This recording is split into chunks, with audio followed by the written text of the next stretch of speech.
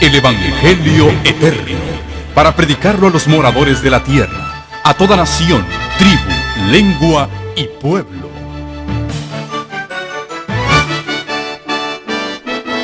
Con ustedes su programa cristiano con temas bíblicos de actualidad. Un programa que trae al mundo la verdad presente. Este es el Evangelio eterno.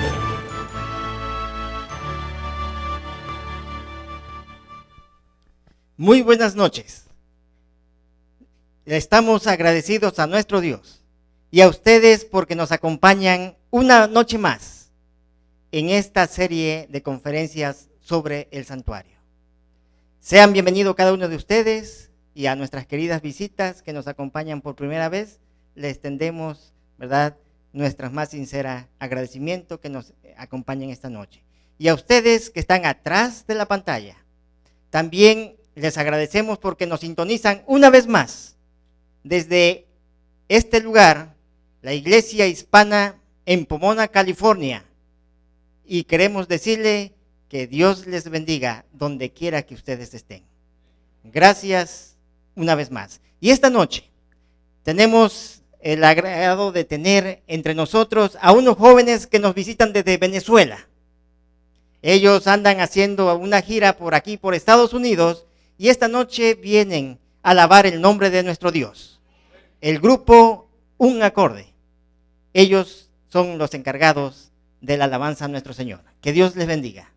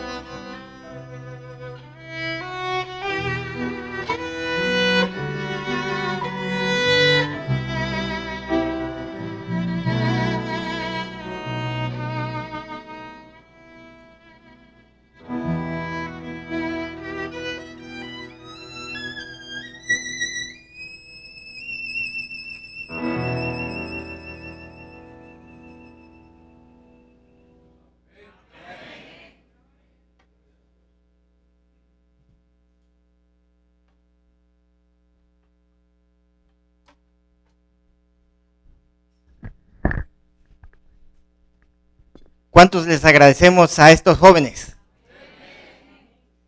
Cuando ellos estaban tocando y con los temas que tenemos esta noche, sentí como que estábamos ya en el santuario celestial, ¿sí o no? Si aquí en la tierra cómo se sentía ahorita, imagínense allá en el cielo, cuando los ángeles toquen los instrumentos. Bienvenidos y gracias, jóvenes. Que Dios les bendiga, ¿verdad? Un hermoso país. Allá estuvimos en Venezuela también trabajando y nos dio gusto verles esta noche. Pero ahora quedan con ustedes, nuestro invitado especial, el doctor Hugo Gambetta. Es su turno, pastor. Gracias. Qué hermosa alabanza a través de las cuerdas, ¿verdad? Muy lindo. Queremos decirles que estos jóvenes tienen sus CDs grabados de música, así que a la salida van a poder conseguir esta preciosa música para que ustedes la lleven a sus hogares también. Hemos orado, hemos pedido la dirección de Dios y ahora llegó el momento de abrir su santo libro. Vamos a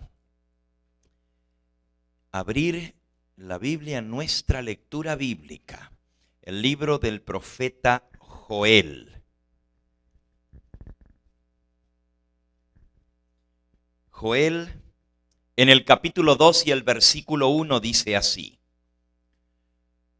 Tocad trompeta en Sión, dad alarma en mi santo monte, tiemblen todos los moradores de la tierra, porque viene el día de Jehová, porque está cercano. Día de tinieblas y de oscuridad, día de nube y de sombra, como sobre los montes se extiende el alba. Así vendrá un pueblo grande y fuerte, semejante a él no lo hubo jamás, ni después de él lo habrá, en años de muchas generaciones. Delante de él consumirá fuego, tras de él abrazará llama.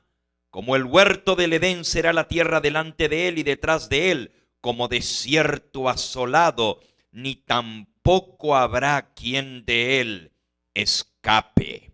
Nuevamente dice en el versículo 10, delante de él temblará la tierra, se estremecerán los cielos, el sol y la luna se oscurecerán, y las estrellas no darán su resplandor.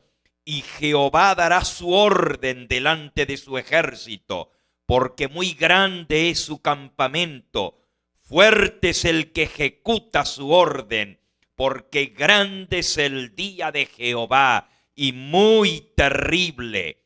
¿Quién podrá soportarlo? Por eso, versículo 12, por eso pues, ahora, dice Jehová, convertíos a mí con todo vuestro corazón, con ayuno y lloro y lamento. Rasgad vuestro corazón y no vuestros vestidos, y convertíos a Jehová vuestro Dios, porque misericordioso es y clemente, tardo para la ira y grande en misericordia, que se duele del castigo. ¿Quién sabe si volverá y se arrepentirá y dejará bendición tras de él? Esto es ofrenda y libación para Jehová vuestro Dios. Tocad trompeta en Sión, proclamad ayuno, convocad asamblea, reunid al pueblo, santificad la reunión, juntad a los ancianos, congregad a los niños y a los que maman. Salga de su cámara el novio y de su tálamo la novia, entre la entrada y el altar. Lloren los sacerdotes, ministros de Jehová, y digan: perdona, perdona, oh Jehová, tu pueblo. No entregues al oprobio tu heredad, para que las naciones se enseñoreen de ella. ¿Por qué han de decir entre los pueblos, ¿dónde está su Dios? Y Jehová, solícito por su tierra, perdonará a su pueblo. Lo que acabamos de leer es la gran proclama que se hacía el séptimo mes. En el primer día del séptimo mes se proclamaba: tocad trompeta en Sión. Hemos estudiado juntos las fiestas del santuario y ahora nos toca ver las fiestas del otoño. Así como las fiestas de la primavera tenían relación con la primera venida de Cristo a esta tierra, las fiestas del otoño tienen relación con la obra final de Cristo antes de regresar por segunda vez a esta tierra. Las fiestas de primavera se cumplen en torno a su segunda venida. Las fiestas de otoño se cumplen en torno a su segunda venida. Las de primavera en su primera venida, las de otoño en su segunda. Hemos visto que 3 veces había de presentarse todo varón delante de Jehová ante el santuario. La primera vez era para la Pascua, y allí se celebraba la Pascua, los panes sin levadura y la fiesta de las primicias. 50 días más tarde habrían de regresar al santuario para celebrar la fiesta de Pentecostés.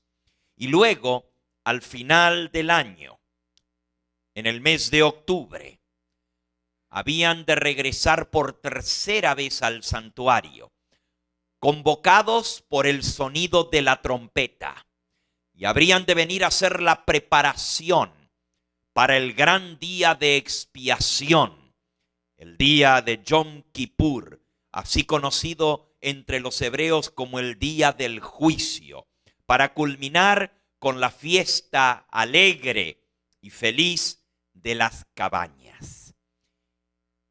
Vamos hoy a estudiar el significado de esas fiestas de otoño. Vamos a Levíticos capítulo 23. Levítico capítulo 23. Y allí vemos las instrucciones que Dios le dio a Moisés para la celebración de las 7 fiestas anuales. Hemos estudiado ya las primeras 4. Hoy leeremos desde el versículo 23 en adelante. Habló Jehová a Moisés diciendo: habla a los hijos de Israel y diles: en el mes séptimo, al primero del mes, tendréis día de reposo, una conmemoración al son de trompetas y una santa convocación. Ningún trabajo de siervos haréis, y ofreceréis ofrenda encendida a Jehová. También habló Jehová a Moisés diciendo: a los 10 días de este mes séptimo será el día de expiación. Tendréis santa convocación y afligiréis vuestras almas y ofreceréis ofrenda encendida a Jehová. Ningún trabajo haréis en este día, porque es día de expiación para reconciliaros delante de Jehová vuestro Dios. Porque toda persona que no se afligiere en este mismo día será cortada de su pueblo. Y cualquier persona que hiciere trabajo alguno en este día, yo destruiré a la tal persona de entre su pueblo. Ningún trabajo haréis. Estatuto perpetuo es por vuestras generaciones en donde quiera que habitéis. Día de reposo será a vosotros, y afligiréis vuestras almas, comenzando a los 9 días del mes, a la puesta del sol, de tarde a tarde guardaréis vuestro reposo. Trompetas, séptimo mes, primer día. Expiación, séptimo mes, décimo día. Y ahora leamos la tercera fiesta, con la cual cerraba la conmemoración del pueblo judío. Versículo 33. Habló Jehová a Moisés diciendo: habla a los hijos de Israel y diles: a los 15 días de este mes séptimo será la fiesta solemne de las cabañas a Jehová por 7 días. El primer día habrá santa convocación, ningún trabajo de siervos haréis. 7 días ofreceréis ofrenda encendida a Jehová. El octavo día tendréis santa convocación y ofreceréis ofrenda encendida a Jehová. Es fiesta, ningún trabajo de siervos haréis. Estas son las fiestas solemnes de Jehová, a las que convocaréis santas reuniones, para ofrecer ofrenda encendida a Jehová, holocausto y sacrificio y libaciones, cada cosa en su tiempo. Y un poquito más de instrucción sobre la fiesta de las cabañas, versículo 39. A los 15 días del mes séptimo, cuando hayáis recogido el fruto de la tierra, haréis fiesta a Jehová por 7 días. El primer día será de reposo y el octavo día también será de reposo. Y tomaréis el primer día ramas con fruto de árbol hermoso, ramas de palmeras, ramas de árboles frondosos y de sauces de los arroyos, y os regocijaréis delante de Jehová vuestro Dios por 7 días. Le haréis fiesta a Jehová por 7 días cada año. Será estatuto perpetuo por vuestras generaciones. En el mes séptimo la haréis. En tabernáculos o cabañas habitaréis 7 días. Todo natural de Israel habitará en cabañas, para que sepan vuestros descendientes que en cabañas hice yo habitar a los hijos de Israel cuando los saqué de la tierra de Egipto. Yo, Jehová vuestro Dios. Así habló Moisés a los hijos de Israel sobre las fiestas solemnes de Jehová. 3 fiestas en el mes séptimo. Trompetas, día de expiación y la fiesta feliz de regocijo de las cabañas o tabernáculos. ¿Qué significan estas fiestas?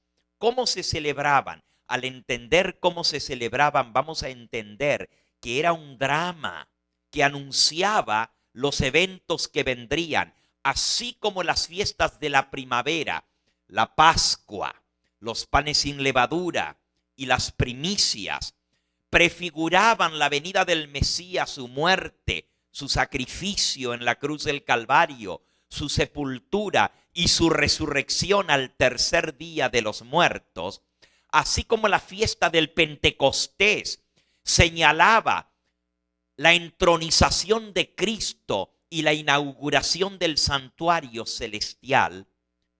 Las fiestas de otoño prefiguraban el gran día final del juicio, el gran día de expiación final y la fiesta más feliz de todas, la de la cabaña o tabernáculos, prefiguraba el regocijo final del pueblo de Dios cuando Él reciba a sus hijos en las mansiones que Él ha preparado para aquellos que le aman. Vamos a ver cómo se celebraba la fiesta de las trompetas. Al llegar el novilunio, la luna nueva del séptimo mes, a la salida del sol, cuando todavía estaba oscuro, el pueblo era despertado en todo el campamento por un sonido de trompetas. las trompetas repercutían al pie del monte Sinaí. Comenzaban desde el santuario. En torno al santuario, los trompetistas tocaban las trompetas de plata. No solamente ellos la tocaban. Cuando los jefes de las tribus que estaban en torno al santuario escuchaban el tercer trompetazo, comenzaban a repercutir las trompetas en los jefes de cada tribu. Sonaba la trompeta como un eco de la que sonaba en el santuario. Y cuando estos habían tocado sus trompetas, entonces los que estaban más lejos respondían con el eco hasta que todo el campamento era inundado por el sonido de las trompetas que despertaban al pueblo al día que anunciaba que había llegado el mes de la reconciliación. Había llegado la fecha en que debían hacer la preparación para encontrarse con Jehová su Dios. Y esas trompetas sonaban el primer día y luego desde allí hasta el 10º día, que era el día de expiación, todas las mañanas el pueblo era despertado por sonido de trompetas que duraban 10 días hasta el día de expiación. Las trompetas en la Biblia siempre se usan como sonido de alarma. Siempre anuncian algo grande que viene. Acabamos de leer en el libro de Joel: tocad trompeta en Sión, dad alarma en mi santo monte. La trompeta es sonido de alarma. Se tocaban trompetas para la preparación para la guerra. Se tocaban trompetas cuando había peligro entre el pueblo de Dios. Sonaban las trompetas para que el pueblo se apercibiera. Sonaron las trompetas en torno a Jericó cuando cayeron los muros de Jericó. De igual manera, las trompetas del 7º mes daban alarma en el pueblo. Decían: ha llegado el momento en que todo hijo de Dios debe prepararse para el gran día del juicio, el día de la expiación. Y cuando llegaba ese día, el día más solemne de todo el año, no era un día de regocijo, aunque se le llama fiesta solemne a Jehová. No era de festejar a como nosotros entendemos la palabra festejar. La fiesta de las cabañas o tabernáculos, sí, había gozo, había alegría. Y ya después vamos a hablar de cómo se celebraba la fiesta de las cabañas. Pero la fiesta del día de expiación era solemne. Decía: quien no se afligiere en aquel día será cortado de en medio de su pueblo. No era un día de regocijo.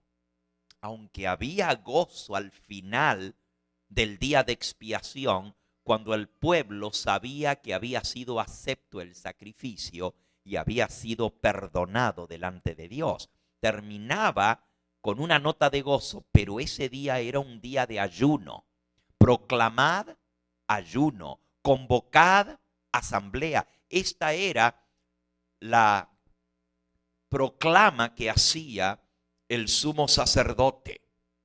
Tocad trompeta, dad alarma, proclamad ayuno, convocad asamblea, reunid al pueblo, santificad la fiesta, juntad a los ancianos, congregad a las familias. Esa proclama se hacía. ¿Y por qué era tan importante? Les invito a abrir la palabra de Dios en la primera epístola del apóstol San Juan. Primera epístola del apóstol San Juan. Está casi al final de la Biblia. En el libro de Primera de Juan, un poquito antes del Apocalipsis. Y nos dice allí en el versículo 18 en adelante: hijitos, Primera de Juan 2:18. Hijitos, ya es el último tiempo. Y según vosotros oísteis que el anticristo viene, así ahora han surgido muchos anticristos. Y por esto conocemos que es el último tiempo. Salieron de nosotros, pero no eran de nosotros, porque si hubiesen sido de nosotros habrían permanecido con nosotros. Pero salieron para que se manifestase que no todos son de nosotros. Pero vosotros tenéis la unción del Santo y conocéis todas las cosas. No os he escrito como si ignoraseis la verdad, sino porque la conocéis y porque ninguna mentira procede de la verdad. ¿Quién es el mentiroso, sino el que niega que Jesús es el Cristo? Este es el anticristo, el que niega al Padre y al Hijo.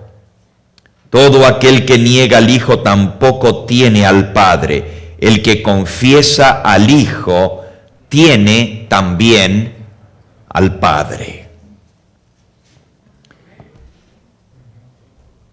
Hijitos, este es ya el último tiempo, y según vosotros oísteis que el anticristo viene.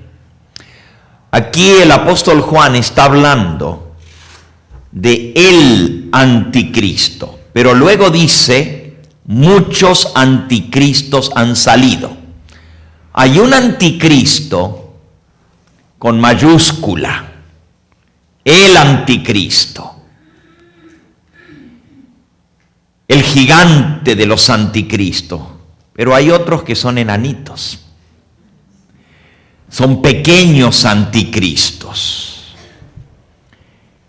Esos ya habían surgido muchos anticristos en la época del apóstol Juan. Ahora el apóstol Juan entendió que por el hecho de que ya habían surgido anticristos, teníamos que estar llegando al tiempo del fin. Sin embargo, el anticristo con mayúscula aún no había venido, porque él dice, vosotros oísteis que el anticristo viene. No dijo ya vino, sino que viene, pero han surgido muchos anticristos.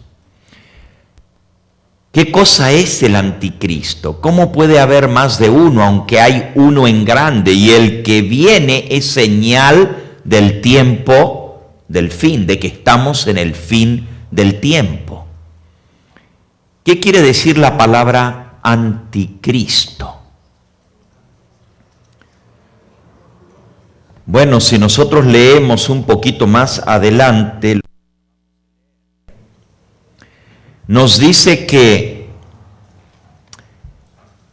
el anticristo niega al Hijo, niega a Cristo, está en contra de Cristo. Por esta razón, muchos han creído que la palabra anticristo significa el que está en contra de Cristo, el que niega a Cristo. Pero en realidad, en el idioma en que el apóstol San Juan escribió, la preposición en griego anti, para nosotros quiere decir en contra de, pero en el idioma original, esto quiere decir en lugar de, o que se hace pasar por. Por ejemplo, en los escritores clásicos griegos de la misma época que el apóstol San Juan escribe, se usan muchas palabras que comienzan con anti. Por ejemplo, antibasileus quiere decir el que toma el lugar del rey. Basileus en griego quiere decir rey. Anti no es el que está en contra del rey. Al contrario, es el vicerrey, el virrey diríamos nosotros. Ese es un antibasileus en los escritores griegos. No es el que se levanta en contra del rey, el que le hace un complot para destronarlo, sino al contrario, el que viene de parte del rey y toma su lugar. Esto es muy interesante para poder identificar el significado de quién es el anticristo. En lugar de Cristo o en nombre de Cristo. Ahora, aunque el Señor Jesús en su profecía del tiempo del fin no usa la palabra anticristo, usa una que es muy similar y tiene el mismo significado. Vayamos a San Mateo en el capítulo 24. San Mateo 24. Versículo 3 en adelante dice: y estando Jesús sentado en el monte de los olivos, los discípulos se le acercaron aparte diciendo: Señor, dinos, ¿cuándo serán estas cosas? ¿Y qué señal habrá de tu venida y del fin del mundo? Respondiendo Jesús les dijo: mirad que nadie os engañe, porque vendrán muchos en mi nombre, diciendo yo soy el Cristo, y a muchos engañarán. Ahora noten por favor que aquí el Señor Jesús está hablando del mismo concepto, y él aunque no usa la palabra anticristo, él dice, vendrán diciendo yo soy el Cristo. Y cuando el apóstol Juan, en el texto que acabamos de decir, dice: hijitos, ya es el último tiempo, vosotros oísteis que viene el anticristo, pero muchos anticristos han salido, él está haciendo referencia a lo que dijo el Señor Jesús. Cristo fue el que dijo que vendrían muchos en su nombre diciendo yo soy el Cristo. Y Juan le llama el anticristo, no porque es en contra de Cristo, aunque en realidad últimamente está en contra de él, pero más bien el sentido del término anticristo es el que se hace pasar por Cristo, el que viene en lugar de Cristo, el que dice venir como si fuera Cristo. Ese es el significado de la palabra anticristo. Nuevamente en Mateo 24, donde tenemos abierto, dice en el versículo 23, entonces si alguno os dijere, mirad, aquí está el Cristo, o mirad, allí está, no lo creáis, porque se levantarán pseudocristos, traducido al español, falsos. En griego, San Mateo escribió pseudocristos. Es una palabra muy similar a anticristos y es el mismo sentido. Y estos pseudo o falso cristos harán grandes señales y prodigios como lo hacía el Señor Jesús, de tal manera que engañarán, si fuera posible, aún a los escogidos. Ya os lo he dicho de antemano. Así que si os dijeren, mirad, está en el desierto, no salgáis, o mirad, está en los aposentos, no lo creáis. Aquí es el Señor Jesús el que nos está amonestando con respecto a esto.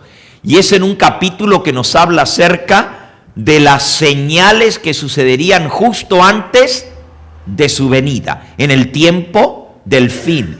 ¿qué señal habrá de tu venida y del fin del mundo? Y él dice, vendrán pseudos cristos, vendrán anticristos. Pero también dice que vendrá uno en particular. Y dice, si os dijeren, aquí está el Cristo. ¿Notaron? Primero dice, vendrán muchos Cristos. Vendrán en mi nombre diciendo, yo soy el Cristo, y a muchos se engañarán.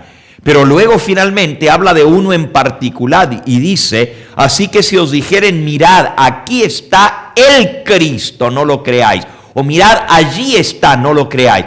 Es el mismo sentido del pasaje del apóstol Juan. El apóstol Juan dice, vosotros oísteis que viene el anticristo, y así también ahora han salido muchos anticristos. Así que hay uno con mayúscula, un gigante, y hay otros que son los anticristos enanitos, pero que también son anticristos. Nosotros vamos a estudiar las características del anticristo, tanto de los pseudocristos, pero en forma particular del anticristo con mayúscula, para poder identificar a quién se refiere esto. Ahora, si tomáramos la palabra anticristo como la toma la gente, el que está en contra de Cristo, podríamos decir que hay muchos anticristos. Y saben, cuando ustedes leen algunas de las expresiones o comentarios de comentadores bíblicos sobre esto, a mí me sorprende ver cómo describen distintos anticristos. Miren, la palabra anticristo se la han puesto a Nerón. Dicen que él era el anticristo. Se la han puesto a Hitler, que él era el anticristo. Se la han puesto a Gorbachev, que él era el anticristo. Se la han puesto a Atila, el de los hunos, que él era el anticristo. Se la pusieron a Aníbal como el anticristo. Se la pusieron a Voltaire. Y si ustedes saben quién es Voltaire, ¿verdad? El famoso ateo. Como si él fuera el anticristo. Se la pusieron a Paine. ¿Saben quién es Paine? El fundador de los Illuminatis modernos, de la sociedad secreta. Y dicen que él es el anticristo. Se la pusieron a Ignacio de Loyola porque fundó a los jesuitas. Y hay muchas personas en la historia quienes les han aplicado el término anticristo. Pero uno de los más comunes es decir que justo antes de la venida del Señor Jesús va a venir el reinado del terror, el reinado de un anticristo terrible que va a ser un hombre que va a destruir todo lo que tenga que ver con Cristo, que va a perseguir a los cristianos, y usted cuando lee la literatura cristiana sobre el anticristo, todo el énfasis es hacia ese anticristo que aparecerá justo antes de la venida del Señor Jesús, o muchos en realidad dicen que ese anticristo va a surgir después del rapto de la iglesia. No sé si ustedes han leído sobre esto del rapto de la iglesia, pero dicen que Cristo viene primero, rapta a su iglesia y luego viene el reinado del anticristo, del terror. Y que es un hombre que no cree en ningún Dios, que Él es el único Dios y que mata y destruye a todo aquel que adore a cualquier otro que no sea a Él. Esa acepción de la palabra anticristo no es la bíblica. Ese tipo de anticristo. Y en realidad, si nosotros entendemos el término anticristo, no puede aplicarse a ninguna de esas personas a quienes se les ha aplicado el término anticristo, ni siquiera ese anticristo final. Por eso es que hay un engaño con respecto al anticristo que nosotros tenemos que descifrar. Fíjense, si se trajera ante un tribunal a un ateo y se le preguntara al ateo, ¿tú eres el anticristo? Y él diría, yo odio a Cristo. En primer lugar, porque ni creo que existió, pero mi deseo es destruir todo lo que tenga que ver con Cristo, con Dios, con cristianismo, porque yo no creo en esto. Un ateo puede haber blasfemado contra el nombre de Cristo, puede haber hecho barbaridades, pero entonces el juez le dice, bueno, pero tú te has presentado como si fueras Cristo. Yo, Cristo, si yo ni siquiera creo en Cristo. Y el juez diría, pues entonces tú no eres el anticristo. No se puede aplicar a ti el término anticristo. ¿Por qué? Porque bíblicamente el término anticristo es, ya lo acabamos de leer como lo dijo el Señor Jesús, vendrán en mi nombre diciendo yo soy el Cristo. ¿Vienes tú en el nombre de Cristo? ¿Qué va? ¿En el nombre de Cristo? No, si yo ni creo en Cristo. ¿Cómo voy a venir en el nombre de Cristo? Estamos entendiendo cómo la palabra, cuando la entendemos correctamente, no se puede aplicar. Y todas estas ideas fantásticas de quién es el anticristo lo han aplicado también a Mohammed, o sea, a Mahoma. A él se le ha aplicado el término anticristo, porque levantó una religión que supuestamente es en contra del cristianismo, esto es los musulmanes. Sin embargo, ni los mismos musulmanes dicen estar en contra de Cristo. No lo reconocen como el Hijo de Dios, pero tampoco lo niegan. Lo aceptan como un profeta a Jesús, solamente que no como el verdadero Hijo de Dios. Pero no califica para ser el anticristo, porque ni el mismo Mohammed se ha hecho pasar por Cristo diciendo yo soy Cristo. Hoy nosotros vamos a ver una radiografía del anticristo. Vamos a ver una profecía que lo describe de una manera tan impresionante que se escribió siglos antes de que surgiera. Y sin embargo, aún después de que el anticristo surge, ustedes van a ver que según lo que vamos a aprender esta semana, el anticristo no solamente venía, sino que vino. Bueno, no me voy a adelantar, pero una cosa les puedo decir. El anticristo, como lo describe esta profecía el apóstol San Pablo, no podría haber una descripción más exacta de este poder que la que se da de él aún antes de que surgiese.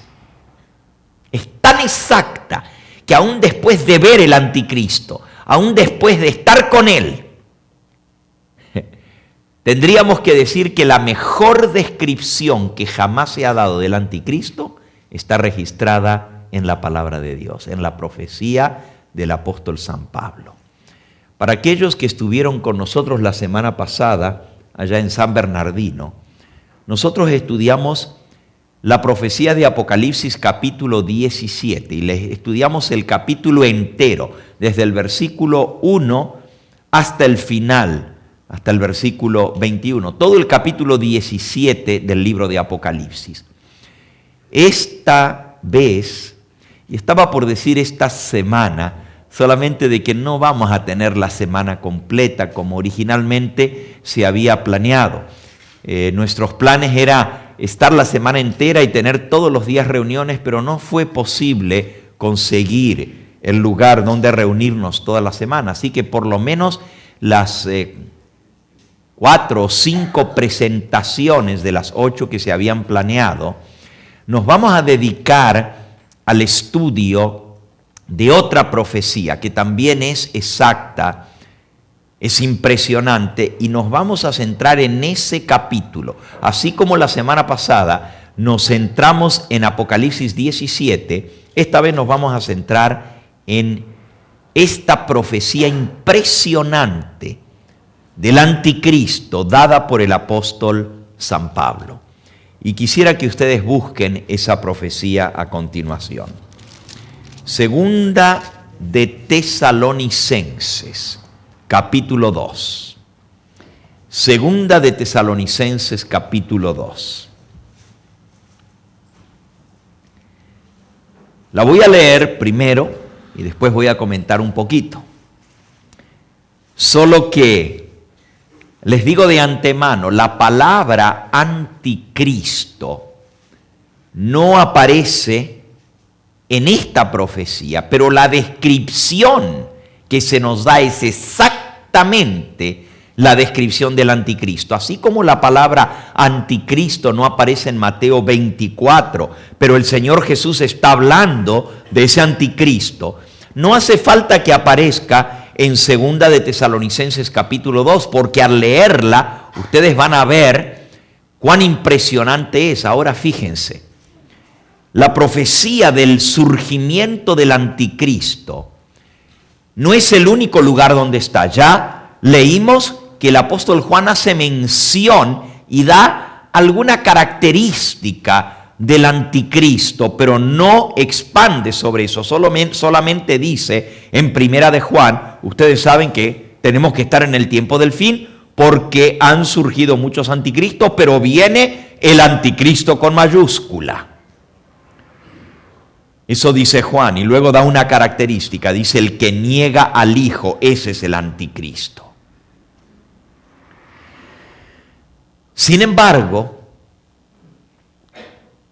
tanto en el Antiguo Testamento como en el Nuevo Testamento se nos presentan profecías impresionantes con símbolos increíbles sobre lo que es el anticristo.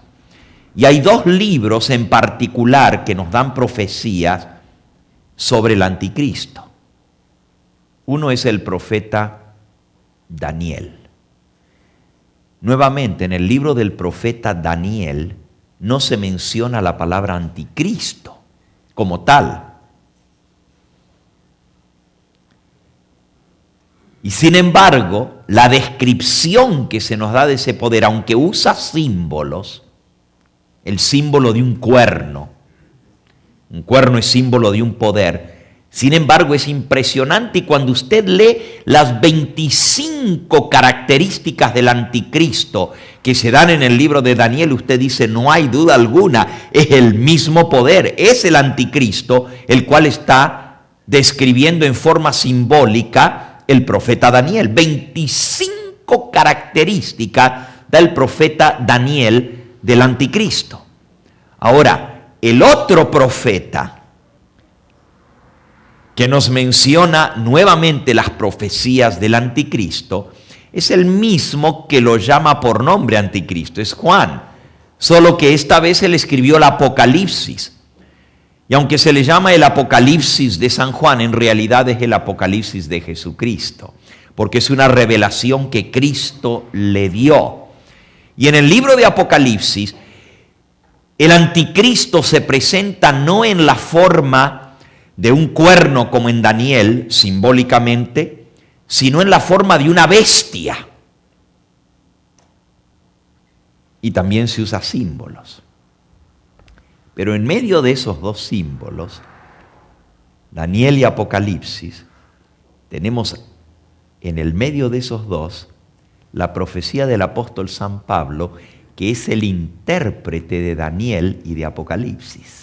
Y fíjense qué interesante, San Pablo viene a interpretar, claro, no podemos decir en forma estricta que interpretó el Apocalipsis porque todavía no se escribía, pero el Señor permitió que el apóstol San Pablo explicara no en términos simbólicos, sino en lenguaje literal. No hay ningún símbolo en 2 de Tesalonicenses capítulo 2. Es lenguaje literal. Y él explica el surgimiento del anticristo en lenguaje directo. Ahí sí que no hay que interpretarlo. Solamente es leerlo y decir, bueno, ¿en quién se cumplen estas características descritas?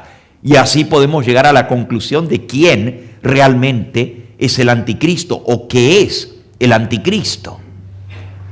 Eso es 2 de Tesalonicenses capítulo 2, que es el pasaje que nosotros vamos a estudiar en estos días que vamos a pasar juntos. Así que con esta introducción vamos directamente a 2 de Tesalonicenses. 2 Thessalonians chapter 2. Dice así: pero con respecto a la venida de nuestro Señor Jesucristo y nuestra reunión con Él. Ahora, el apóstol San Pablo viene hablando en el capítulo 1 de esa venida de nuestro Señor Jesucristo. Vimos en Guatemala, y estos son capítulos no muy estudiados del libro de Daniel, el 11 y el 12, pero lo vimos versículo por versículo, y ahí expliqué lo que es el rey del norte y el resurgimiento del rey del norte. Porque así como la bestia era y no es y vuelve a ser, tiene dos reinados la bestia. Uno que caducó y luego vuelve a reinar otra vez. También el rey del norte tiene dos reinados porque está hablando del mismo poder. Ahora miren lo que dice en el versículo 36. El rey hará su voluntad, se ensorbecerá y se engrandecerá sobre todo Dios.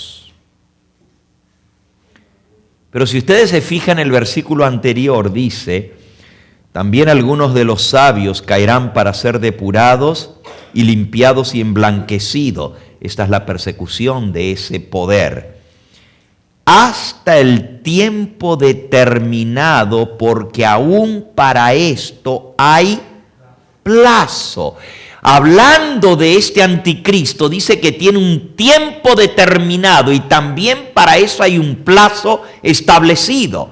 Ahora, volviendo a 2 de Tesalonicenses capítulo 2, dice, y ahora vosotros sabéis lo que lo detiene, a fin de que a su debido tiempo se manifieste, porque hay un tiempo señalado en el cual tiene que volver a surgir el anticristo. Surgió en el pasado y va a volver a surgir en el futuro otra vez.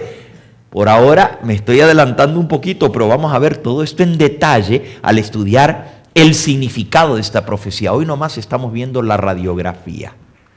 De mañana en adelante vamos a interpretar la radiografía. ¿Ok? Hoy nomás la estamos leyendo, la estamos mirando, la profecía. Pero mañana la vamos a ver en su cumplimiento en la historia. Dice, ahora vosotros sabéis lo que lo detiene a fin de que a su debido tiempo se manifieste.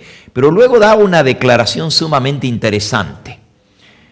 Porque ya está en acción el misterio de la iniquidad. Solo que hay quien al presente lo detiene hasta que él a su vez sea quitado de en medio. Nuevamente el mismo pensamiento del versículo 6. Ustedes saben lo que lo detiene hasta que le llegue el tiempo. Y ahora vuelve a repetir, pero luego dice, ya está en acción el misterio de la iniquidad. Ahora, desde que entró el pecado en el mundo, la iniquidad entró en este mundo. Es más, desde que entró el pecado en el cielo, entró la iniquidad. Pero aquí se nos da un vislumbre, una vislumbre de algo terrible. Porque al hombre de pecado, al anticristo, se le llama el misterio de la iniquidad. Parece que la iniquidad iba a llegar a un clímax tal. Pecado siempre ha habido, iniquidad siempre ha habido. ¿Por qué entonces el apóstol San Pablo le llama a la aparición del anticristo el misterio de la iniquidad? Y otra cosa que él menciona es, ya está en acción el misterio de la iniquidad. Los cristianos de la época del apóstol San Pablo ya escuchaban resonar los pasos del anticristo que se acercaba. Solo que había algo que lo detenía hasta que eso fuera quitado de en medio, y entonces se manifestaría aquel inicuo.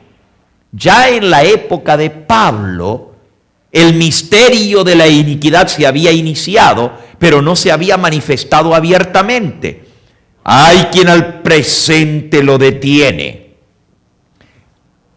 hasta que eso que lo detiene sea quitado de en medio. Y entonces, versículo 8, se manifestará aquel inicuo, a quien el Señor matará con el espíritu de su boca y destruirá con el resplandor de su venida. Ahora, amigo o amiga que me escuchas, la aparición del hombre de pecado, del hijo de perdición, del misterio de la iniquidad, del inicuo, del anticristo, es tan impresionante que se le llama el misterio de la iniquidad. Y eso nos hace recordar o traer a la mente de que hay otro misterio. Y la Biblia le llama al otro misterio el misterio de la piedad. Hay dos grandes misterios en la Biblia. Uno es el de la iniquidad y el otro es el de la piedad. Pero a al surgimiento del anticristo, le llama el misterio de la iniquidad. Pero también nos dice que el inicuo, el anticristo, va a durar ¿hasta cuándo? ¿Hasta cuándo va a durar? Hasta la venida del Señor, porque dice que el Señor lo va a destruir con el resplandor de su venida. Así que el anticristo va a estar vivo hasta la misma venida del Señor y va a ser destruido por la presencia del Señor. Si tú y yo creemos igual, yo creo que estamos viviendo en los momentos finales de la historia de este mundo. Y yo creo que la venida del Señor Jesús está muy, pero muy cercana. Si tú estuviste ayer en la presentación que hice en la iglesia adventista de Pomona, te habrás dado cuenta cuán cercana está la venida del Señor. Porque la profecía se ha cumplido toda y estamos al final mismo de Apocalipsis capítulo 17. ¿Se acuerdan de lo que vimos ayer? Las 7 cabezas de la bestia y cómo estamos viviendo bajo esa 7ª cabeza. ¿Ya no hay más después de eso? Ok. Si esto es cierto, quiere decir entonces que el anticristo está vivo hoy en día. No como dicen algunos, que quién sabe cuándo va a surgir y que en alguna parte de la tierra el anticristo va a surgir. Según esto, está vivo y va a ser destruido con el resplandor de la venida. Y leamos las últimas características de este poder porque son ahora más impresionantes todavía. Dice: inicuo cuyo advenimiento quiere decir su venida o su aparición, es por obra de Satanás. Ahora, si tú crees que el anticristo es el diablo, pues aquí hay un problema. Yo creo que el anticristo es del diablo, pero no es el diablo. Repito eso otra vez. El anticristo es del diablo, pero no es el diablo. Porque aquí dice que la aparición del anticristo es por obra de Satanás. Es una obra que el diablo hace. Es efecto del poder de Satanás. It's his making. ¿Cómo diríamos eso en español? Es la obra de Satanás. Él lo hace aparecer. Pero entonces no podemos decir que él mismo es. porque viene de parte de Satanás, aunque se hace pasar por Cristo. Es por obra de Satanás. Y luego explica en qué va a consistir la obra de Satanás. Con gran poder y señales y prodigios mentirosos. En inglés, ¿tú tienes la Biblia en inglés? En inglés dice with all power. ¿No dice así? Verse 9. A ver cómo dice en inglés. 2:9. Yeah, please read it.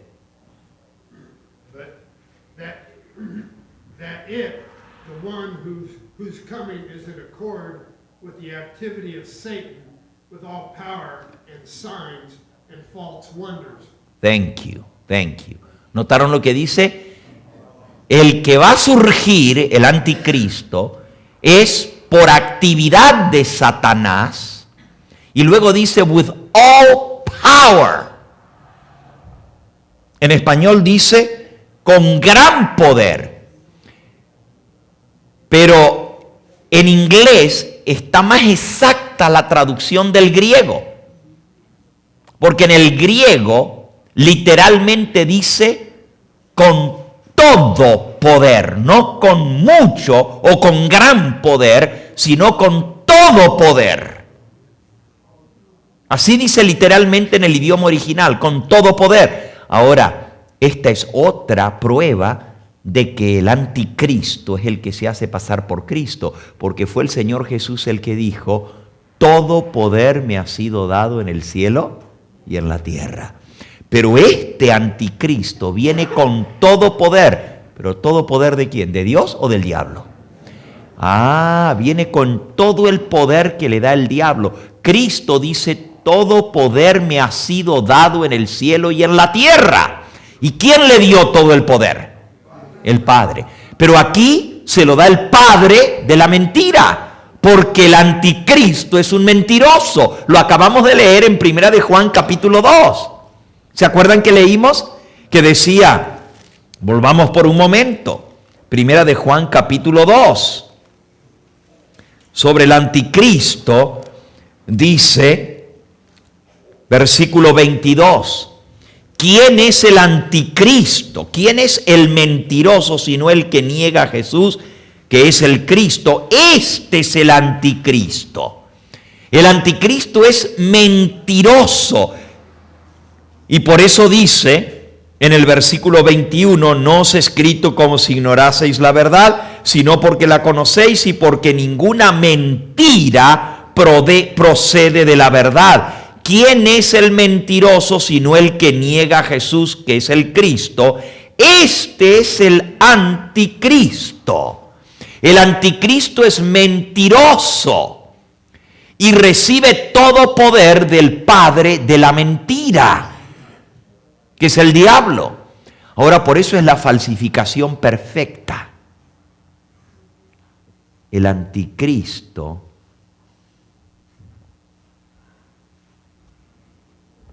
es el hijo de perdición. ¿Y por qué se le llama hijo?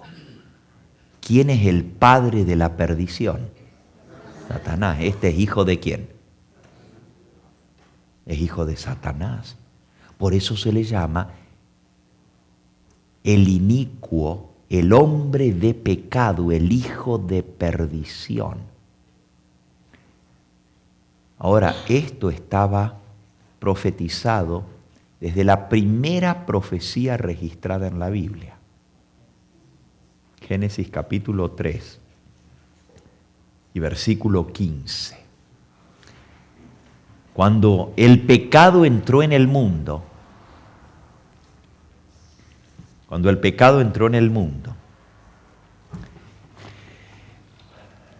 Adán y Eva cayeron porque fueron engañados por Satanás.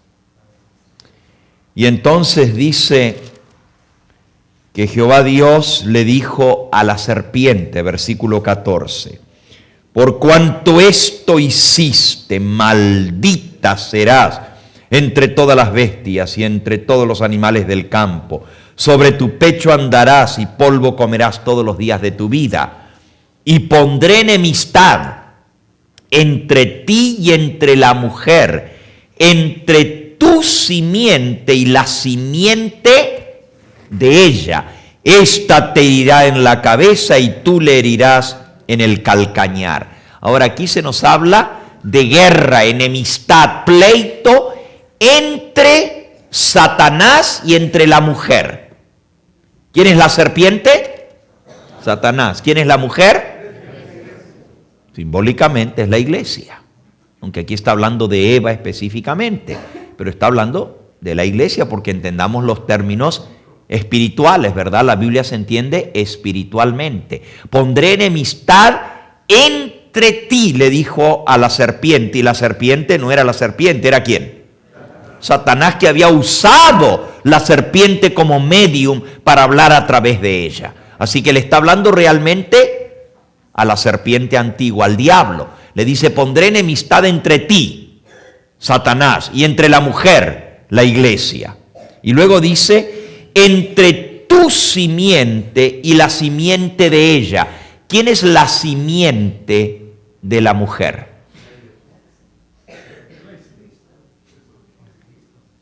Hermano, ella es la mujer. ¿Quién es la simiente de la mujer? No puede ser la misma mujer. Si la mujer es la iglesia, ¿quién es la simiente de la mujer? ¿Ok? En el libro de Gálatas, the seed. Who is the seed of the woman and who is the seed of the serpent? Gálatas en el capítulo 3 nos dice en el versículo 16, ahora bien, a Abraham fueron hechas las promesas y a su simiente. Y Abraham es el padre del pueblo escogido, de la iglesia. Y dice, no dice a las simientes como si hablara en plural de muchos, sino en singular, hablando de uno, a tu simiente, la cual es ¿quién? Cristo. ¿Quién es la simiente? Cristo. Ahora, si la simiente de la mujer es Cristo, ¿quién es la simiente de la víbora? ¿Quién es la simiente del diablo?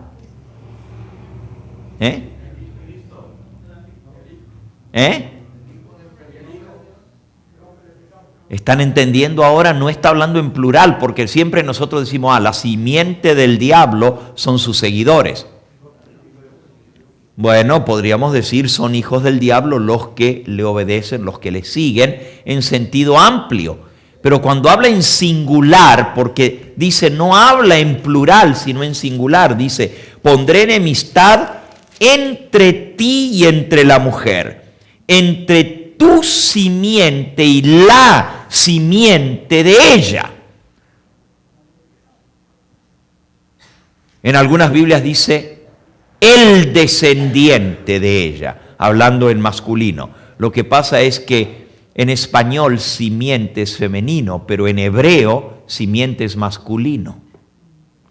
Entonces al traducirlo al español dice la simiente, y pareciera que está hablando de algo femenino, pero en realidad la palabra simiente es femenina en español, pero está refiriéndose a el descendiente que es Cristo, y ese no es femenino sino masculino. ¿Me estoy explicando o los estoy confundiendo más? ¿Está claro? Ok. En hebreo, Sera se dice simiente, y Sera es Jasera. Y Jasera, el artículo ja es él, no es ella.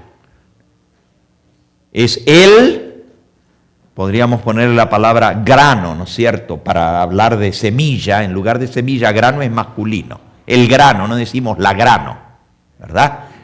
Pero la palabra semilla es femenino, pero se está refiriendo a la simiente de la mujer que es Cristo. Por lo tanto, la simiente de la serpiente no son solamente sus seguidores, está hablando de una simiente.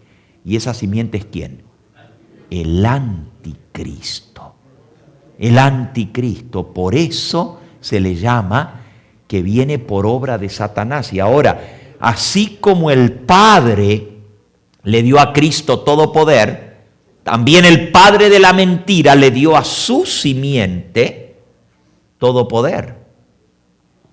Volvamos ahora a 2 de Tesalonicenses para terminar de leer la profecía. Ya nos queda 2 versículos nada más. 2 de Tesalonicenses, capítulo 2. Y entonces nos dice, acabamos de leer hasta el versículo 9, el inicuo quiere decir el que hace iniquidad, cuyo advenimiento, cuya aparición, cuya venida es por obra de Satanás, con gran poder, y ahí gran poder pónganle con todo poder, y con señales en lying wonders, milagros mentirosos,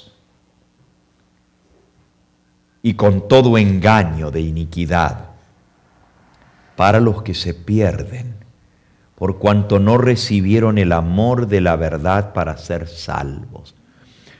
Por eso Dios les envía un poderoso engaño, para que crean la mentira a fin de que sean condenados todos los que no creyeron a la verdad, sino que se complacieron en la injusticia.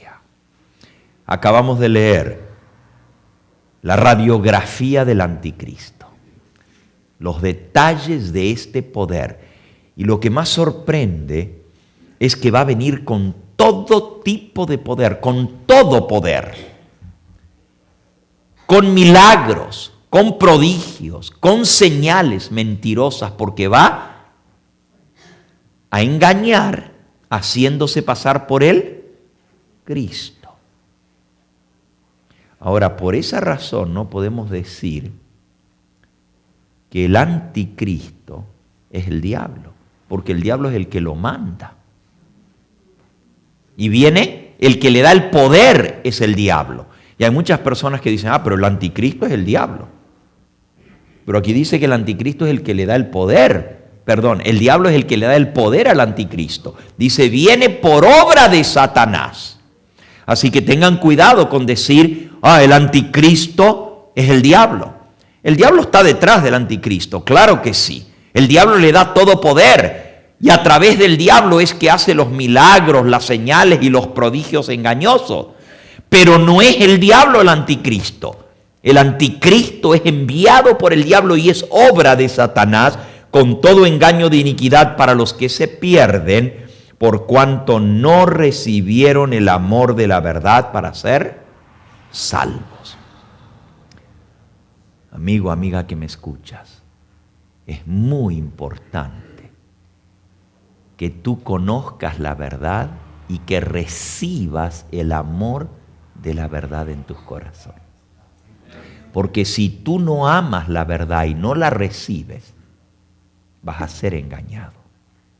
Y vas a ser engañado tan ciertamente como estás sentado aquí en esta hora o como estás escuchando mi voz, así de cierto vas a ser engañado. Si tú no aceptas la verdad cuando Dios te la da, no la atesoras, no la amas, no la abrazas, porque no recibieron el amor de la verdad para ser salvos, por esto Dios les envía un poder engañoso para que crean la mentira. Mira, va a ser tan grave esto que aún las personas que están engañadas van a creer que están en lo correcto.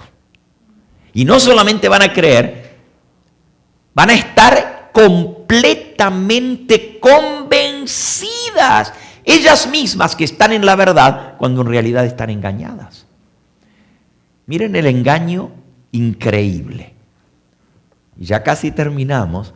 Pero lean de vuelta lo que dijo el Señor Jesús. Si van a San Mateo, en el capítulo 7, Cristo dice en el versículo 21 y 22 y 23, no todo el que me dice Señor, Señor entrará en el reino de los cielos, sino el que hace la voluntad de mi Padre que está en los cielos. Muchos me dirán en aquel día. ¿Cuándo es aquel día? El día de su venida. Señor, Señor, ¿no profetizamos en tu nombre y en tu nombre echamos fuera demonios y en tu nombre hicimos muchos milagros? Y entonces les declararé, nunca os conocí, apartaos de mí, hacedores de maldad. Ahora miren hasta dónde puede llegar el engaño, es el colmo. Porque todavía esta gente hasta le van a discutir a Jesús. En el día de su venida le van a decir, pero Señor, Señor, en tu nombre profetizamos. ¿Y qué no echamos demonios fuera en tu nombre? Y van a echar demonios. Van a hacer exorcismo en el nombre de Cristo. Y en tu nombre hicimos muchos milagros. ¿Cuántos milagros? Muchos milagros. Están tan convencidos de que ellos lo estaban haciendo por el poder de Cristo, que hasta le dicen a Jesús, le reclaman. Qué increíble, hasta dónde puede una persona estar engañada. Porque una cosa es que yo engañe, pero yo sé que es un engaño, ¿no? Pero esto es más grave que eso. O sea, es grave engañar, es grave mentir, es requete grave estar fingiendo o estar haciéndose pasar por lo que uno no es. Ese es un engaño. Pero más grave todavía es estar haciendo todo eso, pero pensar y estar convencido de que realmente tú lo estás haciendo por el poder de Cristo. Y uno dice, pero entonces no engañaron. Sí engañaron. Pero ni ellos mismos sabían que estaban engañando. Ese es the ultimate deceit. The ultimate deceit. El engaño supremo es engañar y no saber que estás engañando, porque estás convencido de que estás enseñando la verdad y que estás haciendo esos milagros por el poder de Cristo. ¡Qué engaño tan terrible! Por eso dice que el que no ama la verdad, el que no la recibe, el que no la abraza, va a creer la mentira. Así dice 2 de Tesalonicenses 2. Dios permite que venga un poderoso engaño para que crean sinceramente la mentira y sean condenados los que no quisieron creer en la verdad, sino que se complacieron en la injusticia. Y Jesús les dice, nunca os conocí. Ahora, no se trata de gente que una vez estuvieron con Cristo, que una vez fueron sus discípulos y sus siervos y le sirvieron e hicieron milagros, pero que luego se apartaron, apostataron. No está hablando de eso, está diciendo que Jesús les va a decir, nunca os conocí. Nunca, o sea, nunca es nunca. No hubo ni una sola vez que cuando ustedes predicaron en mi nombre, que cuando ustedes hicieron milagros en mi nombre, que cuando ustedes echaron fuera demonios en mi nombre, nunca jamás los conocí. Yo no sé quiénes ustedes son. Nunca hubo una relación entre nosotros. Apartados de mí, hacedores de maldad. Entonces, ¿por quién estaban haciendo los milagros? ¿Por quién estaban haciendo los exorcismos? Bueno, ahí dice, apartados de mí, hacedores de maldad. Y si lo estaban haciendo por el padre de la maldad y del engaño, eran hijos de Satanás, pero ellos estaban convencidos de que eran hijos de Dios, hijos de Cristo. El que no ama la verdad, Dios permite que venga un poderoso engaño para que crean la mentira, y sean condenados los que no quisieron creer en la verdad, dice, sino que se complacieron en la injusticia. Amigo, amiga que me escuchas, ¿amas tú realmente la verdad? ¿La amas tanto como para obedecerla en el momento en que Dios te la da, recibirla, aceptarla y ponerla por obra? Y no es, yo sé lo que es la verdad, nomás que en este momento no me puedo comprometer. Eso no es amar la verdad. No es decir, bueno, sí, yo la verdad que conozco la verdad. Sí me la explicaron, la entiendo perfectamente, pero todavía no estoy preparado para poderla aceptar y vivir esa verdad. Cuando yo esté listo, entonces voy a aceptar la verdad o la voy a vivir. La acepto en mi corazón, la acepto de corazón, pero eso no es amar la verdad.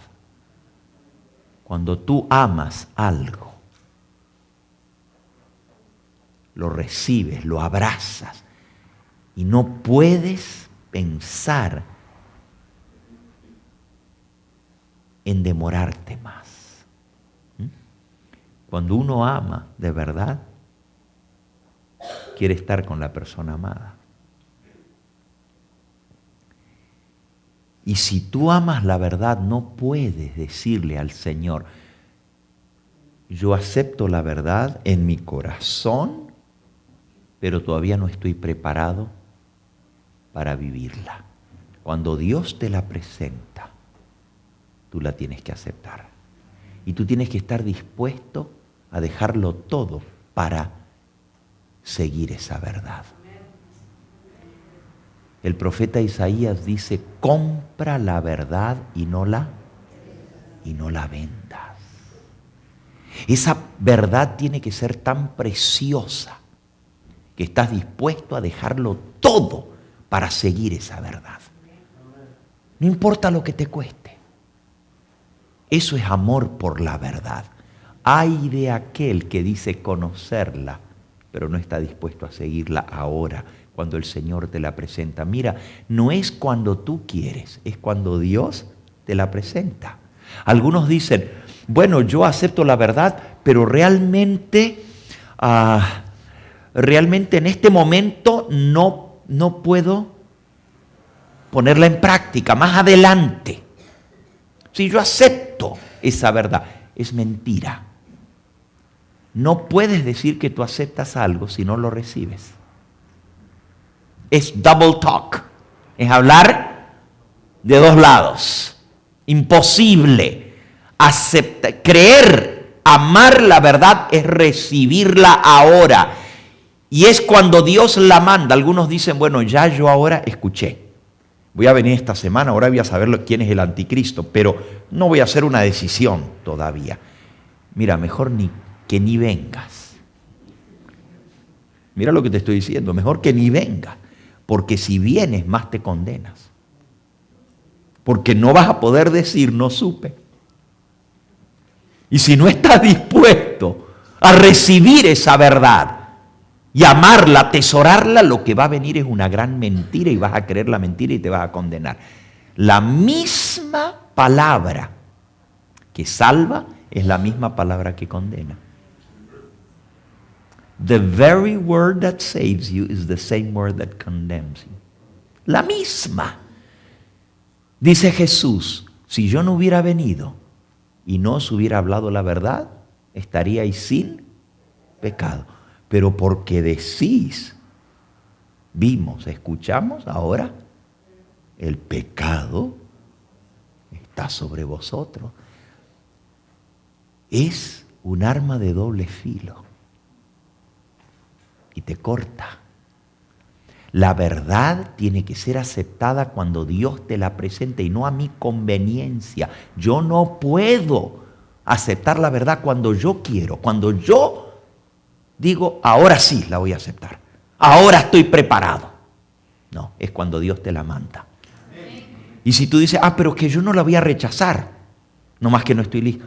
en el momento en que tú no la aceptas y la vives, ya la estás rechazando. Leamos nuestro último versículo. Allá en el Evangelio según San Juan.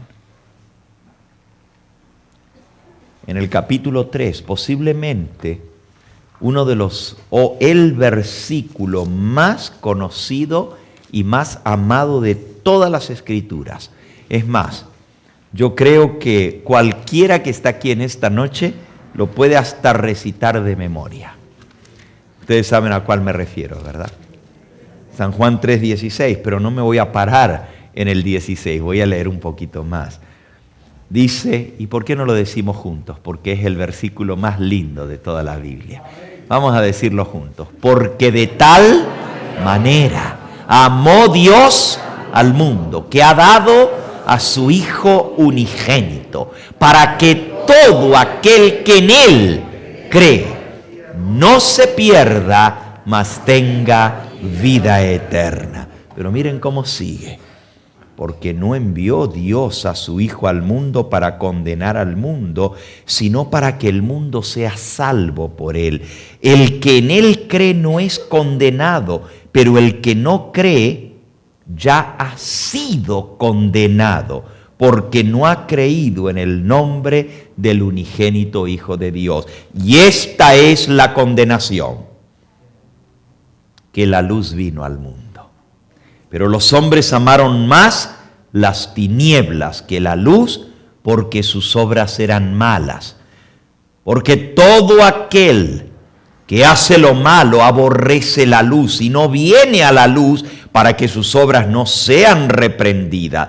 Mas el que practica la verdad, no alcanza con creer en la verdad. Hay que ¿qué? Practicar la verdad. Mas el que practica la verdad viene a la luz, para que sea manifiesto que sus obras son hechas de Dios. Así que, amigo que me escuchas, no es cuestión de decir, yo voy a escuchar la verdad. Yo voy a aprender la verdad. Cuando Dios te da la oportunidad de conocer esa verdad, tienes que aceptarla y practicarla, si no esa misma verdad es la que te condena. Y la condenación es que la luz vino. Pero los hombres amaron más la luz, no, las tinieblas que la luz. Y por eso se condenaron. Y el texto que hemos leído allá en 2 de Tesalonicenses dice exactamente eso. Dice, el que no recibe la verdad para ser salvo. Así dice el versículo 10. El que no recibe el amor de la verdad para ser salvo, Dios le envía un poder engañoso para que crea la mentira, a fin de que sea condenado todo el que no quiso creer en la verdad, sino que se complació en la injusticia. Lo mismito, allá dice que el que no ama la verdad no viene a la luz, porque sus obras son malas y prefiere seguir en la injusticia. Pero el que realmente quiere ser salvo, practica la verdad, viene a la luz, la acepta y la pone por obra. Te pregunto a ti, ¿tú has venido por curiosidad? ¿Tú viniste porque hubo controversia con respecto a estas reuniones para ver quién es ese gambeta de quien tanto hablan?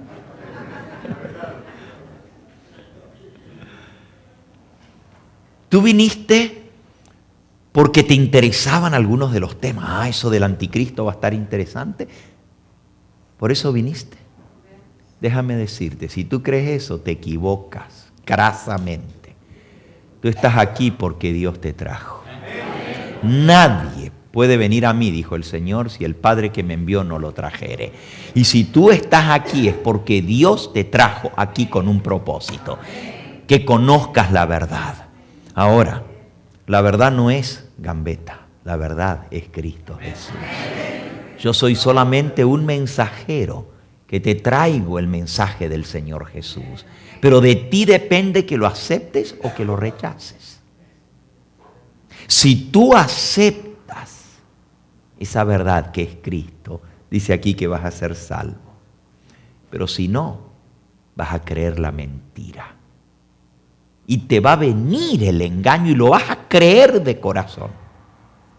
El engaño puede ser con respecto al mensajero, puede ser con respecto al mensaje, o puede ser con respecto al tema central del mensaje que es Cristo.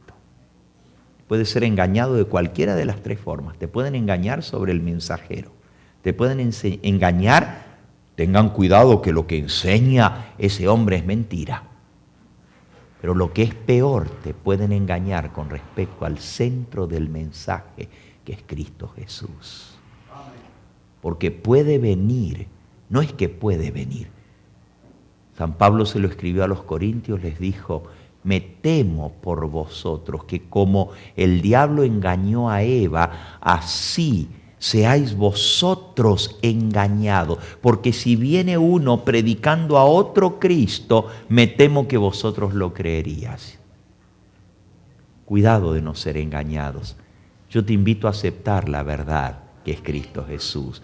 Y Él dice, yo soy el camino y la verdad y la vida. Nadie viene al Padre sino por mí. ¿De verdad, de todo corazón quieres ser salvo? Amén.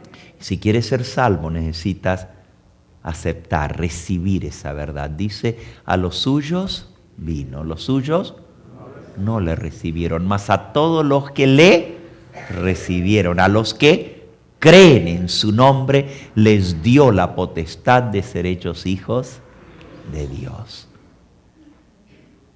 Dios quiere hacerte un hijo suyo. Si ya no lo eres, y si eres un hijo de Él, es porque una vez le aceptaste. No se puede llegar a ser hijo de Dios sin haberle aceptado, sin haberle recibido. Sin recibir la verdad en tu corazón no puedes llegar a ser un hijo de Dios. Pero si nunca le has recibido así públicamente, y cuando yo me refiero públicamente estoy hablando en serio. Algunos dicen, yo creo en Jesús en mi corazón. Aquí en lo recóndito de mi ser yo soy cristiano. Mira, Jesús nunca llamó a nadie a seguirle en forma secreta. Todos los que Él llamó a seguirle, los llamó a seguirles públicamente. Y si tú te avergüenzas de ser cristiano, no eres cristiano. Porque Cristo dijo, el que se avergüenza de mí, yo me avergüenzo de él. Si tú realmente has aceptado al Señor Jesús, le has recibido, lo haces públicamente. Nadie puede decir, yo acepté al Señor Jesús en mi corazón en secreto. Como aquella persona que fue al nuevo trabajo y le pregunta a la esposa, ¿y ya se dieron cuenta que eres adventista? No, todavía no, lo tengo bien escondidito. Nadie se ha dado cuenta.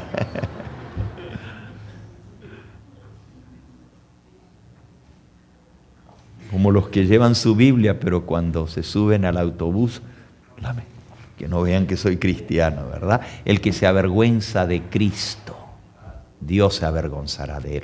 Yo te invito en esta hora, si no has hecho la decisión más importante de tu vida, de entregar tu corazón al Señor Jesús, de creer en Él y de recibirle, decirle, Señor, te acepto como mi Dios, mi Señor, a que lo hagas en esta misma hora. ¿Cuál es la prueba de que realmente lo he aceptado? Él dice, si alguno quiere venir en pos de mí, niéguese a sí mismo, tome su cruz y sígame. Es estar dispuesto a seguirle a Él, no nomás decir te acepto. Hay muchos que dicen acepto al Señor Jesús, pero déjame seguir mi camino. Yo no voy a seguir el camino de Él. Yo sigo por donde estoy, pero ya lo acepté. Quiero ser salvo, pero quiero seguir mi propio camino. Tienes que seguirle. Y Jesús dijo, el que creyere y fuere bautizado será salvo, mas el que no creyere está condenado. No tienes que hacer nada para condenarte. Si no crees, si no le aceptas, si no le recibes, Y Cristo dijo, el que creyere y fuere bautizado será salvo.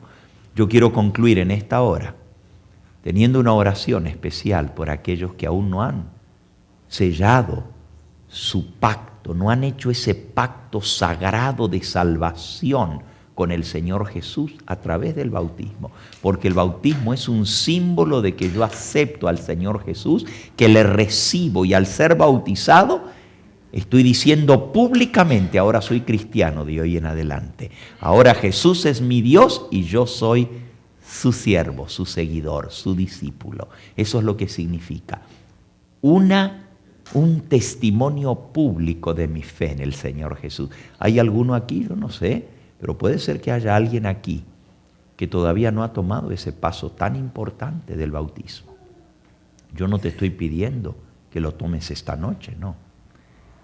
Pero yo quiero orar por ti para que lo que has escuchado no te condene, sino que te salve porque lo aceptas.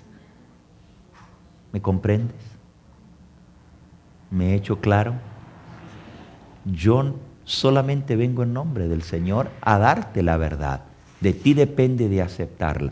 ¿Hay alguien aquí que aún no ha tomado ese paso tan importante de hacer un pacto solemne de salvación con Jesús a través del bautismo? Yo quisiera orar por esa persona, si hay alguien aquí. ¿Quisieras levantar tu mano? ¿Hay alguno aquí que aún no ha tomado el paso del bautismo? Yo quiero orar por ti. ¿Hay alguien? No me refiero ahora al bautismo de niños recién nacidos.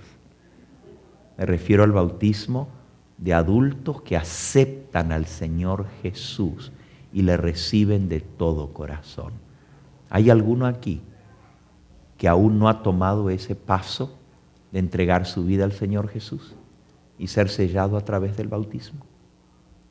Yo veo la mano de la niña, sí. El Señor Jesús dijo, si no os volviereis y fuereis como niños, no entraréis al reino de los cielos. Por la inocencia de los niños que cuando escuchan, aceptan el llamado. ¿Hay alguien más que aún no ha tomado ese paso? Allá hay un joven. Alabado sea el nombre de Cristo. Quizás allá en el salón, porque se llenó la iglesia, allá en la pantalla hay alguno más que me está viendo, o a través de la pantalla, y quisiera decir, pastor, ore por mí. Yo sé que Dios me está llamando a mí a tomar esa decisión. ¿Hay alguien más? Aquí hay una persona también que levantó su mano. Alabado sea el nombre de Cristo. No te dé vergüenza levantar tu mano. Si te avergüenzas de Cristo, Él se va a avergonzar de ti. ¿Alguien más? Yo quiero orar por esa persona. Vi 2 manos que se levantaron. ¿Hay alguien más? Amén, el Señor te bendiga. Amén, amén. Quizás hay alguien aquí que fue, allá hay otra persona. Amén, alabado sea el nombre de Cristo. Amén. Quizás hay alguien aquí que fue bautizado, pero se apartó del camino del Señor, tropezó, cayó, y en este momento está fuera del redil y necesita, como esa ovejita que contó el Señor Jesús, que se había perdido del redil, necesita volver otra vez, comenzar de nuevo, reconciliarse con el Señor. Para eso sí se necesita valor, para reconocer públicamente, yo soy esa ovejita que me aparté del redil. ¿Hay alguien aquí que quisiera decir, pastor, ore por mí, porque yo quiero volver? Amén, amén, amén. Alabado sea el nombre de Cristo Jesús. Vamos a ponernos en pie y vamos a pedirle al Señor que al ver esta impresionante profecía que vamos a estudiar en estos días juntos, el Señor nos ayude para abrir nuestro entendimiento y para que también mañana vengamos no solos, sino que traigamos a los que necesitan escuchar estas cosas. Porque de nada nos sirve venir a engordarnos nosotros que ya conocemos estas cosas.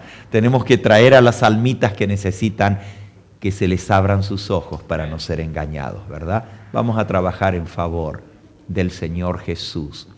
Y vamos a orar en esta noche especialmente por aquellos que levantaron su mano. quisiera pedirle a la persona que está al lado de aquel que levantó la mano, que lo acompañe a venir aquí adelante para que no pase solito, y vamos a orar por ustedes aquí. Allá en el salón de atrás, y los que están aquí, vengan acompañados por alguien. Ella es la primera. Vengan, por favor. Aquí viene este jovencito que levantó su mano también. Amén. Bendito sea el nombre de Cristo. Amén. Bienvenidos. El Señor los llamó y ustedes han respondido a ese llamamiento. Vengan. Den un pasito más, así los demás que vienen pasando se pueden acercar también. Y si tú sabes de alguien más que necesita pasar en esta hora, pues tráelo, invítalo a pasar, acompáñalo para que también entregue su vida al Señor Jesús.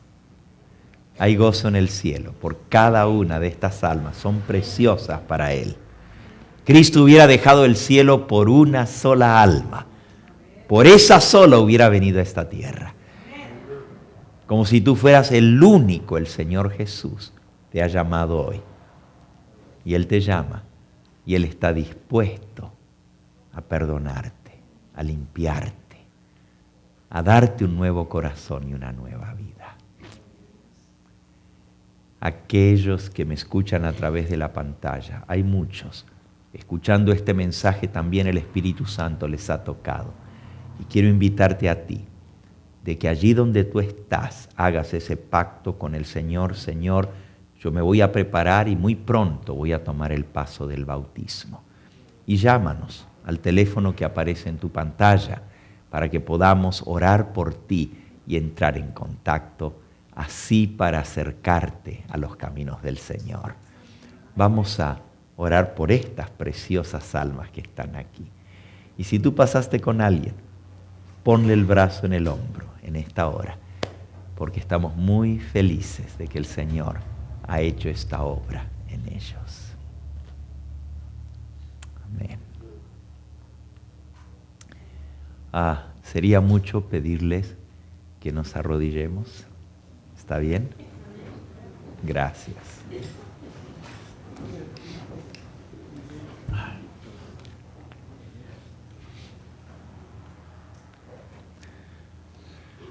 Amantísimo Padre y Dios nuestro, en esta hora estamos infinitamente agradecidos contigo porque hemos estudiado este tema tan impresionante del surgimiento del anticristo y el engaño terrible en el cual millones y millones de personas han caído y van a caer. Padre Santo, en esta hora estos hijos tuyos han respondido a tu llamado porque aman tu verdad, aman a Cristo. Amén. Y han venido aquí porque escucharon tu voz llamándolos. Tú dices en tu palabra, nadie puede venir a mí si el Padre que me envió no le trajere.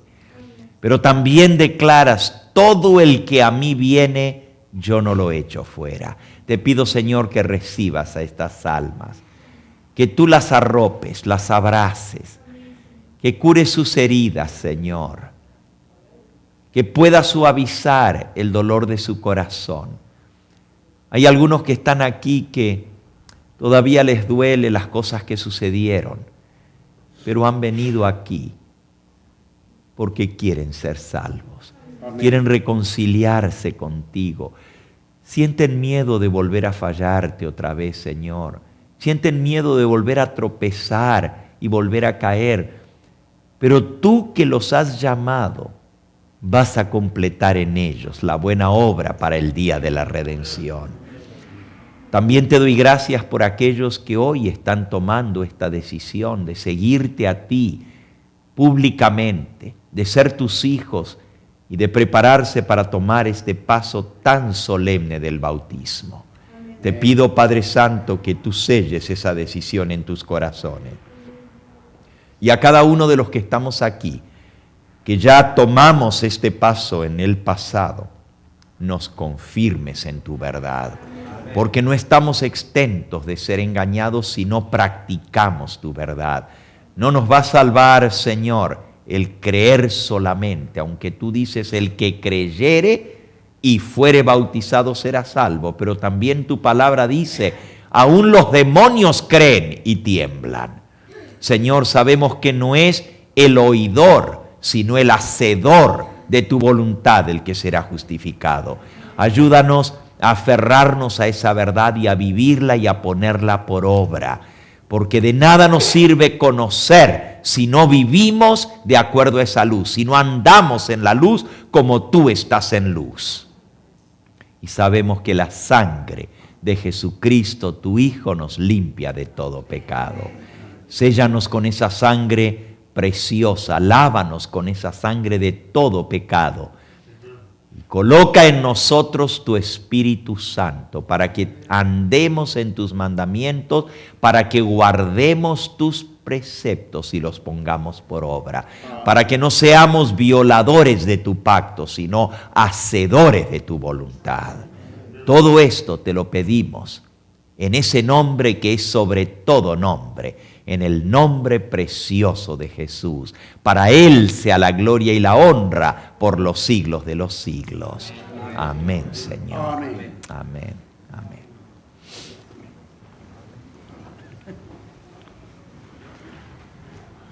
El Señor les bendiga.